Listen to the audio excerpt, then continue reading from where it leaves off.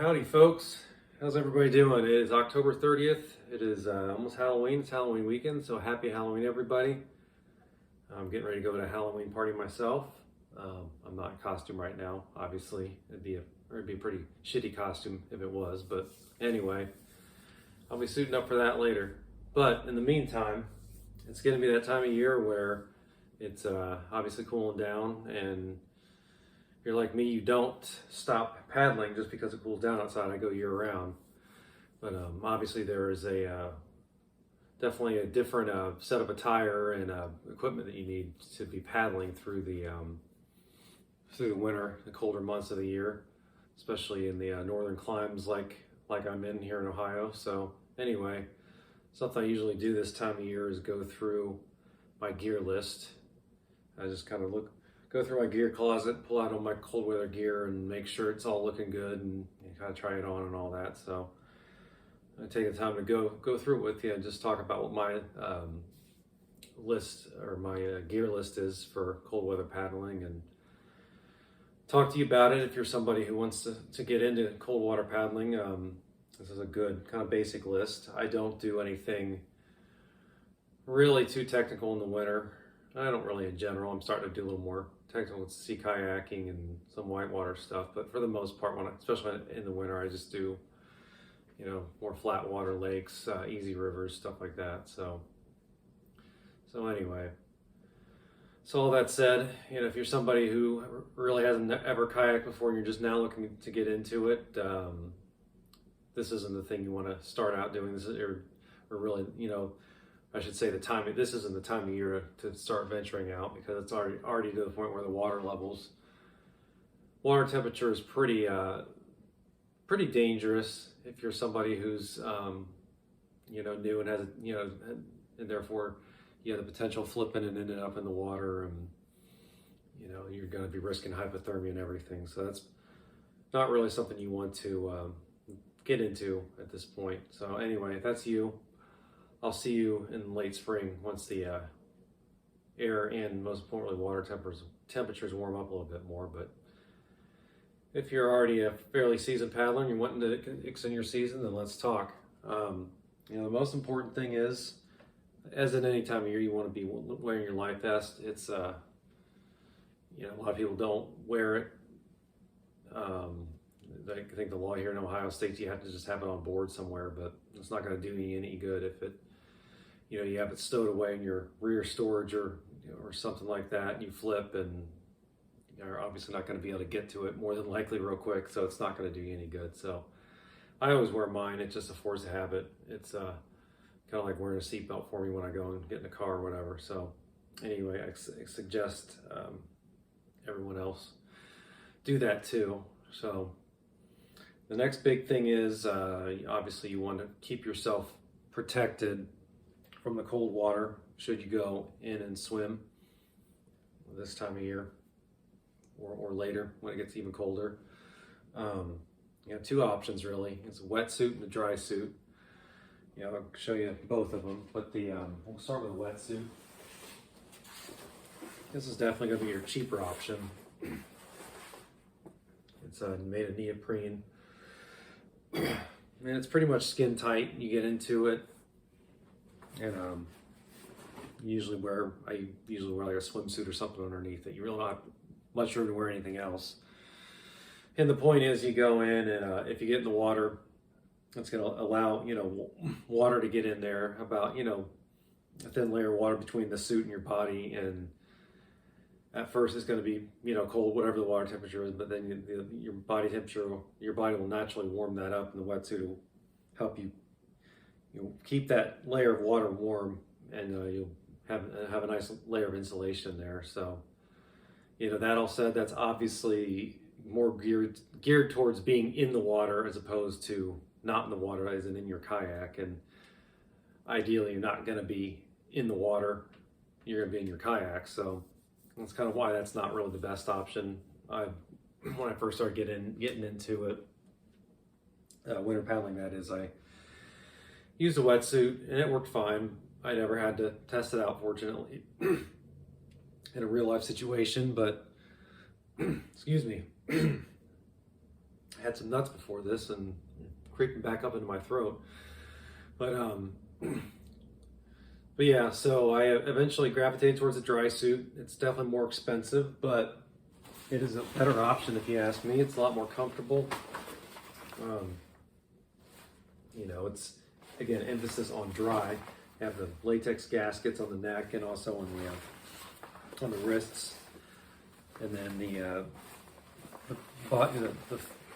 feet are just booties basically. So kind of like a pair of waders or something.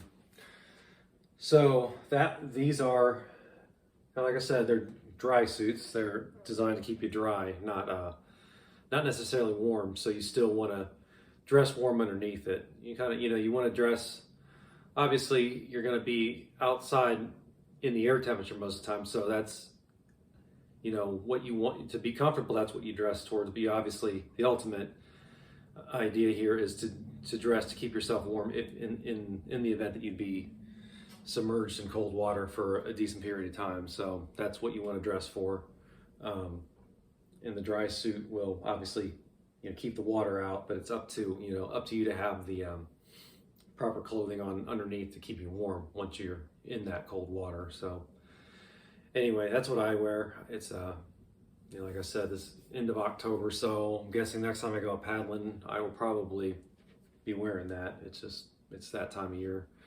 Water temperature is cold enough now that I want to have that protection. So anyway, and there's another option, and this is more for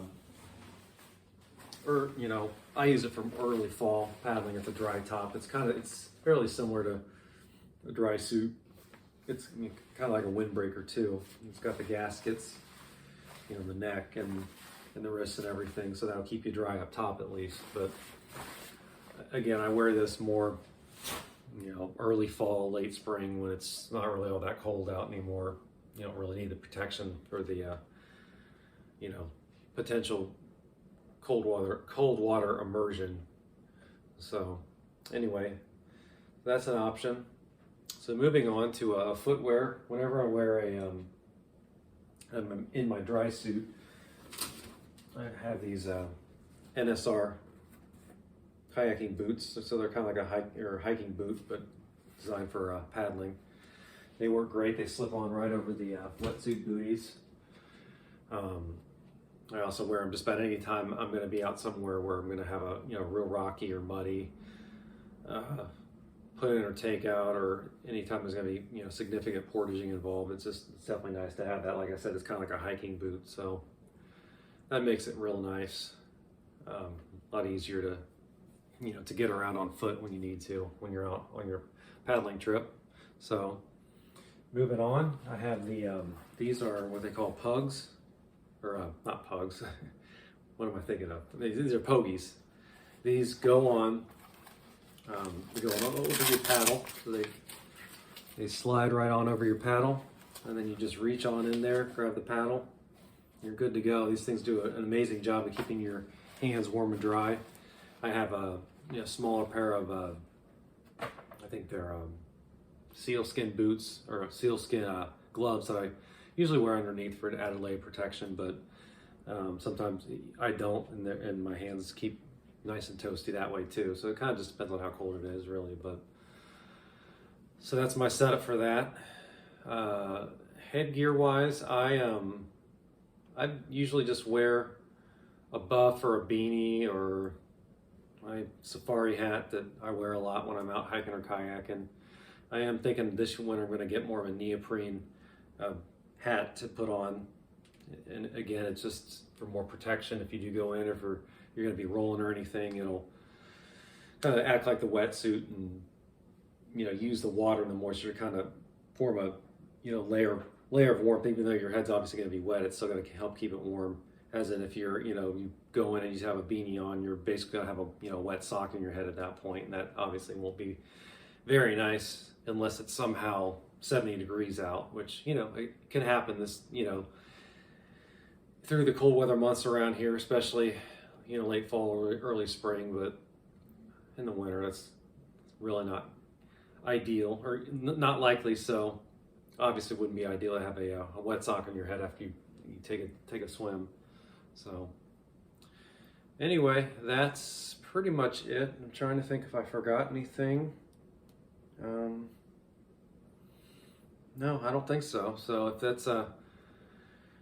anybody has any questions, just leave them in the comments below, and I'll address them as I see them. And yeah, hope you get out and continue to enjoy paddling. It's like I said, it's an amazing experience, especially if you go out when there's some snow on the ground and everything. It just, if you've ever winter hiked, it's kind of the same situation. It's great to be out in the winter. If you're it's never tried it, I'd highly recommend it. So even if you're not a kayaker and you're a hiker, I definitely recommend continuing to venture outside in the winter. So especially when you get snow, and it's like a winter wonderland. It's honestly one of my favorite times to be out, besides this time of year when the fall colors are really going crazy like they are right now and starting to hit peak. So anyway, a lot to look forward to. I used to get kind of down this time of year, thinking that, okay, the season's about over, it's about to be winter, and look forward to spring, but certainly not me anymore. In a lot of ways, I'm more active in the winter than I am